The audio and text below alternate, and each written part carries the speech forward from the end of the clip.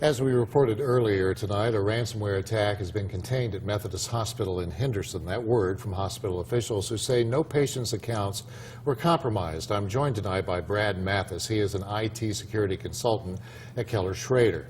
And thank you so much, Brad, for being here tonight. We're in an age where these cyber attacks are almost as rampant as, say, hijackings were of commercial aircraft in the U.S.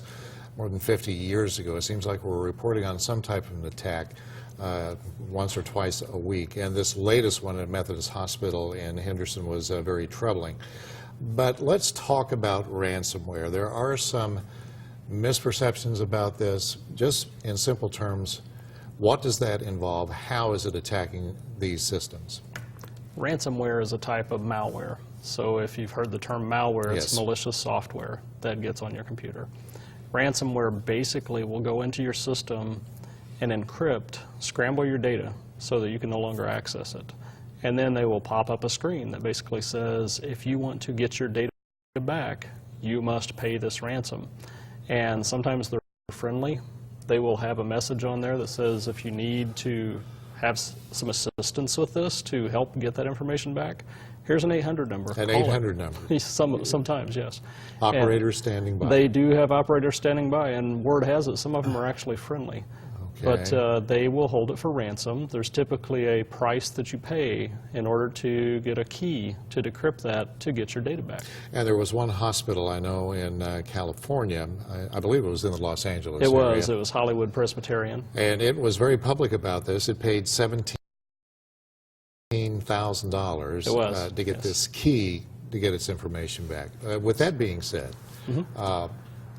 how frequently is this happening in our country as far as first businesses are concerned? Because you would think you wouldn't want it to be out there publicly. Yes, we paid to get our information back.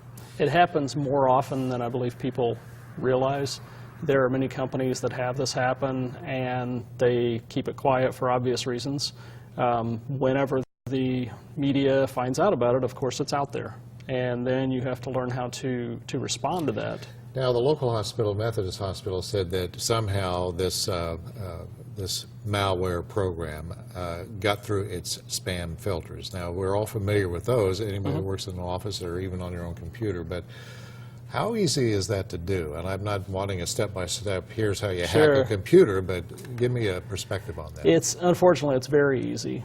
And not that the software itself is an easy piece of code, but it develops so rapidly that there's a window of time between the times that these filters, these protection mechanisms that people have, there's a period of time to where it may not detect what's coming through. And whenever it comes through the system, it comes in as something benign, like an email with an attachment. It may say that you have an invoice due. Somebody clicks it, opens it, it phones home. Whenever that phone's home, it attacks your system. Okay, and to give you some idea, there is we've shown this before, I've put this on my Facebook page, but I want to take a look at a website. Basically, what are we looking at here? This is a site that has feeds, if you will, from security systems around the country. These feeds, of course, tie into they allow them to be tied in here. Basically, it's looking at attack patterns. So if you look at what's going on, it's live. This is live. It's live. Yeah, you think of it as war games because it looks just like the old movie War Games.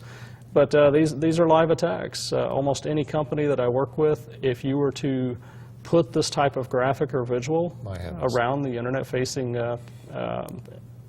environment, you would ultimately see something like this. And these attacks are coming, as you can see, literally on the other side of the earth here. A lot from China, looks like some from India there. I thought I saw one pop down from Norway, of all places, or Finland up there.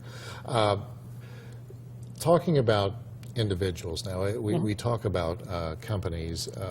Just say, like, from a personal basis, how do you know that you've been hacked on your own personal computer? Say, like in your studio, your office, and what have you. What will happen? It, of course, depends upon the type of malware. But if we're talking ransomware, it's typically going to show up on your screen as a banner that says, sometimes they will be nice and say, we have protected your information. A message right on your home A screen. message on your home screen. And it will say it's so protected, we'll help you get it back for an amount of money. And they will tell you how to purchase this amount of money because it's not your standard dollars. It's Bitcoins. Typically through Bitcoin, which is an internet-based currency. And they will tell you how to do it.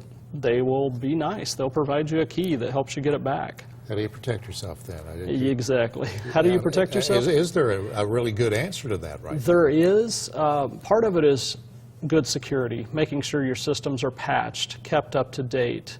Some of it is common sense. It's a case of we're very trusting. So we see an email come in, and you have to think. You got to stop. You got to think. You look at what's coming in. If you see something coming in and it says it's from FedEx about a missed shipment, but you're not expecting anything, should you really open it? Right, and you know, I think a lot of these perpetrators are preying on the fact that this is a hurry up and get it done yesterday world. You're in a hurry and you've got about 20 email there, so you're just quickly scanning down and what have you. And it can happen. Yes. Just like that. All right. Well, I thank you very much for putting this in human terms, Brad, because this is something that, you know, a lot of folks are confused about, but the threat is real. It is very real. And it is happening. A lot more than what we're reporting on. Yes. All right. Brad Mathis, thank you so much. And thank you to Tim Thompson for helping to facilitate this interview. Absolutely. Very late ask for you to come out tonight. I sincerely appreciate your time on this. Not a problem. All right. Alexandra?